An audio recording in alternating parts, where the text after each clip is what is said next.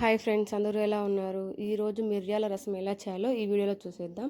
దానికి కావాల్సిన పదార్థాలు: ధనియాలు, జీలకర్ర, మిరియాలు, కొంచెం మెంతులు, కరివేపాకు, తెల్లవాయిలు కావాలి. ఒక టమోటో, కొంచెం చింతపండు గుజ్జు కావాలి.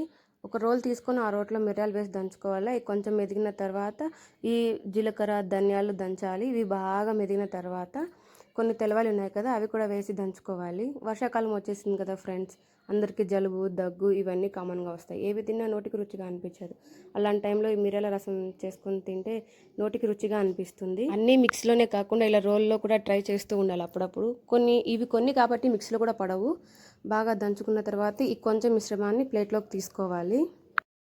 మా ఇంట్లో మిరియాల రసం ఈ విధంగా చేస్తాము. మీ ఇంట్లో మిరియాల రసం ఎలా చేస్తారో కామెంట్ సెక్షన్లో కామెంట్ చేయండి. యూట్యూబ్ చేసేవాళ్ళు వాయిస్ ఓవర్ ఇవ్వడమే మేలు. ఏదన్నా మనం వీడియో రికార్డ్ కానీ మ్యూజిక్ కానీ పెడదామంటే వాళ్ళది వాడారు, వీళ్ళది వాడారని కాపీ రైట్స్ అని ఏవేవో మెసేజ్లు వస్తున్నాయి.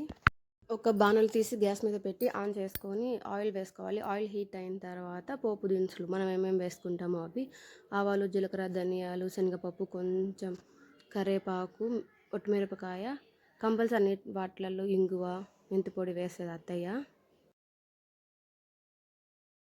ఇదంతా బాగా ఫ్రై అయిన తర్వాత మనం ముందుగా దంచి పెట్టుకున్నాం కదా మిరియాల పొడి, అదంతా దీంట్లో వేసి బాగా వేయించుకోవాలి. అదంతా బాగా వేగిన తర్వాత కొంచెం స్మెల్ బాగా వస్తుంది. కొంచెం పసుపు, టమోటా వేసి బాగా ఫ్రై చేసుకోవాలి.